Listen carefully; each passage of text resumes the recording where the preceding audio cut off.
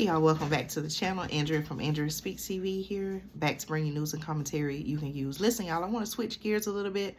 I want to tell you about a very important story that came across my desk, and I want to know your thoughts in the comments, okay? According to my sources, y'all, over 200 service members, okay, service men and women, have actually signed a letter, okay, against military leaders. Okay, now you're probably wondering, Andrea, what are you talking about? I'm glad you asked. Let me give you the details, y'all, okay? According to my sources, more than 200 active, okay, both active and retired service members have signed an open letter calling for the U.S. military leaders to be held accountable for the enforcement of the thing. Okay, now you all can read between the lines and know what I'm talking about. Okay, if you've been following the channel for a while now, you know we have talked about the thing and some concerns surrounding that. Now, I'm not here to criticize you whether you got the thing or not. Okay, that's your, that's you. Okay, I'm just here reporting information, and I want to know your thoughts. Okay, now, according to my sources, the vast majority of active duty troops in the Army, the Navy, Air Force, and Marine Corps got the thing, okay, when the mandate was instituted in August 2021 after the Pfizer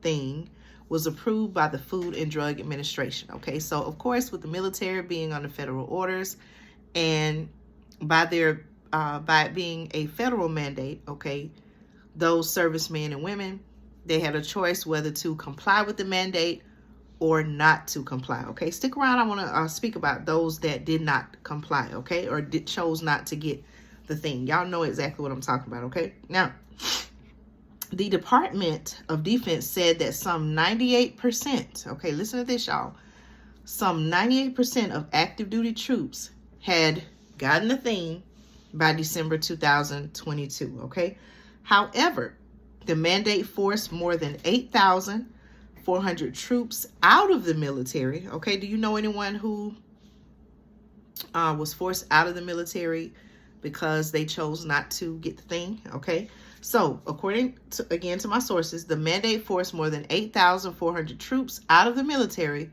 for refusing to obey a lawful order, okay, according to my sources, when they declined to get the thing. Okay, the thing mandate was formally dropped early in 2023, okay?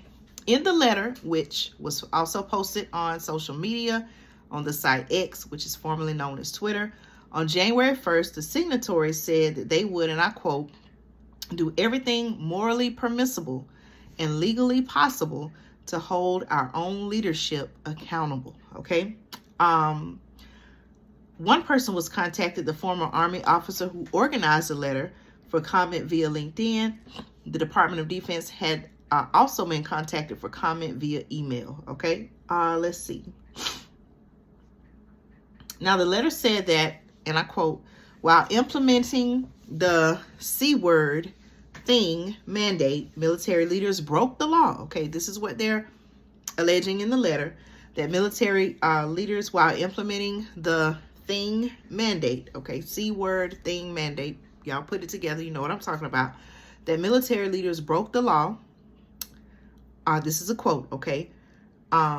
The letter said that while, and I quote, implementing the C word thing in the arm mandate, military leaders broke the law, trampled constitutional rights, denied informed consent, permitted unwilling medical experimentation, is what they're saying, y'all, and suppress the free exercise of religion. Okay, this is what they're alleging in the letter. Okay, the letter also went on to say, and I quote, service members and families.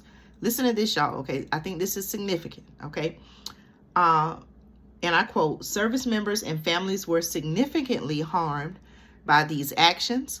Their suffering continues to be felt financially, emotionally, and physically, they're saying. Okay, some service members became part of our ever-growing veteran homeless population. Do you all hear me?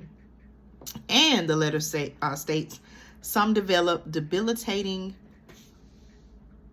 thing injuries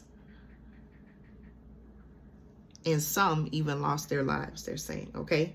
Now, it also accused those leaders, okay, in the military of, and I quote, continuing to ignore our communications regarding these injuries and the laws that were broken, okay? This is something that sounds pretty serious, y'all, okay? Service members who were discharged for refusing to get the thing were not reinstated after the mandate was rescinded, okay? A memo signed by Defense Secretary Lloyd Austin in January 2023 said those who were discharged for refusing the thing received either an honorable discharge or general discharge under honorable conditions. Anyone who was discharged can petition their military service to request a change in the, and I quote, characterization of their discharge in their personnel records, the memo said. Okay, now you all, if there's anyone here who may be familiar with the military ranking, the different type of discharges, what effect does that have on the service members, men and women, on things like their benefits, their record of being in the military? Tell me that, if you would, please explain and share the significance, how that can impact them, the type of discharge that they receive, okay? The letter sent on Monday names several top commanders, some now retired, that, and I quote, enabled lawlessness and the unwilling, they're saying, experimentation, okay, on service members. They include General Mark Milley, who stepped down as chairman of the Joint Chiefs of Staff last year, and General James McConville, who was Chief of Staff of the Army from 2019 until last year, okay? The letter also went on to say they betrayed the trust of service members and the American people.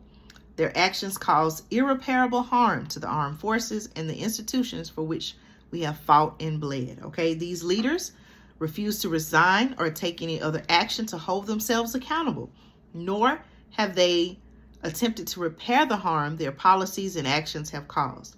The letter said that its signatories would work to, and I quote, recall from retirement the military leaders who broke the law and convene courts martial for the crimes they committed.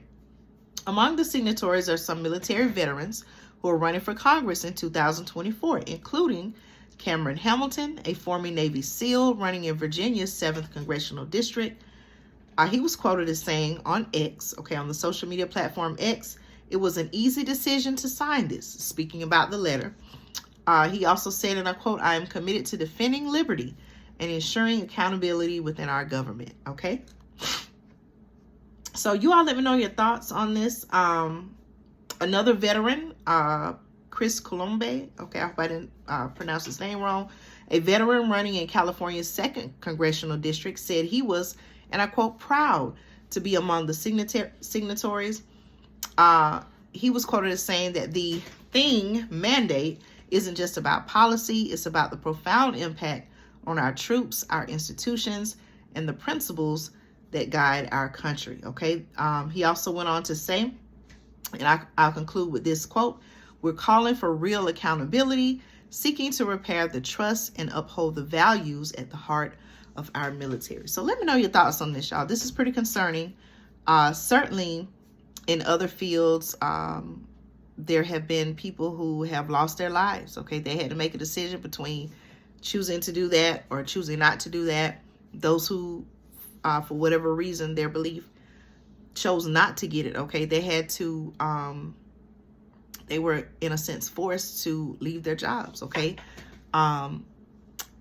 Which could affect, you know, especially if that's their primary form of income, providing for their family, you know, I'm sure that had an effect on them. So let me know your thoughts. Are they doing a good thing, you feel like, by stepping up, saying, hey, those who implemented this need to be held accountable for all of the things that they're alleged were done as a result of this? Do you think more will come out of this? Okay, what do you feel like real solutions are to repair what has been done? Are there any real solutions at all? Okay, thank you all so much for trusting me to bring you news and commentary you can use. Stay tuned for more news right here on Andrea Speaks TV.